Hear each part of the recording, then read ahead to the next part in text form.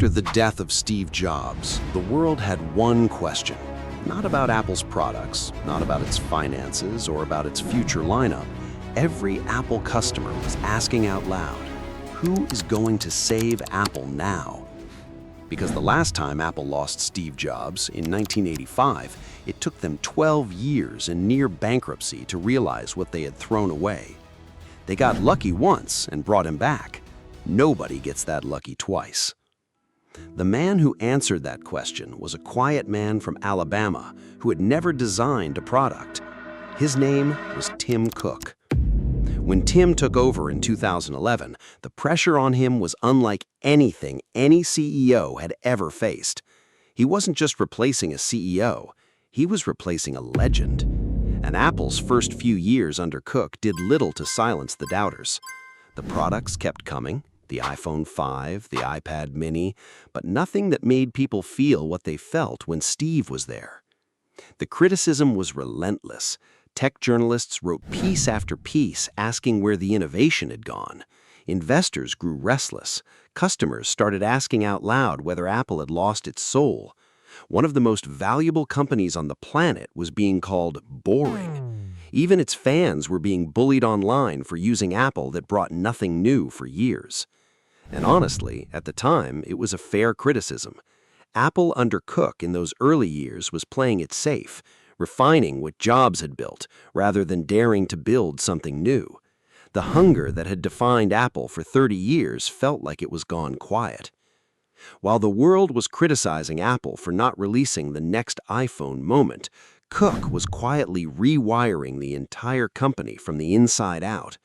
Instead of building the next revolutionary device, he was building an ecosystem so deep and so interconnected that once you were inside it, leaving would feel like starting your life over. Think about what he did step by step. Apple Pay in 2014 meant your iPhone became your wallet. The Apple Watch in 2015 meant Apple was now on your wrist, tracking your health, your heart, your sleep. AirPods in 2016 meant Apple was in your ears. Apple Music meant your entire music library lived inside Apple's world. iCloud meant your photos, your documents, your memories all sat on Apple servers. Apple TV Plus meant your evenings belonged to Apple too. And every single one of these things worked better together than they ever could separately. Cook had turned Apple from a product company into a lifestyle, making most iPhone users unable to decide to leave.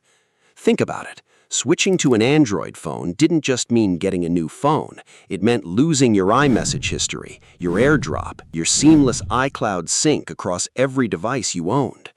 Cook had built invisible walls around hundreds of millions of people and made those walls feel like home. The financial results were staggering. These Apple services alone grew into a business that would rank among the Fortune 500 if it were its own company. It was pure profit, recurring every single month from over 1 billion active devices around the world. Then, in 2020, Cook made a decision that most people outside the tech industry barely noticed. Apple announced it was abandoning Intel processors and building its own chips for the MacBook. They called it Apple Silicon. The first chip, the M1, landed in late 2020, and the reviews were almost impossible to believe. Laptops that lasted 16 hours on a single charge, performance that beat machines costing 3 times the price.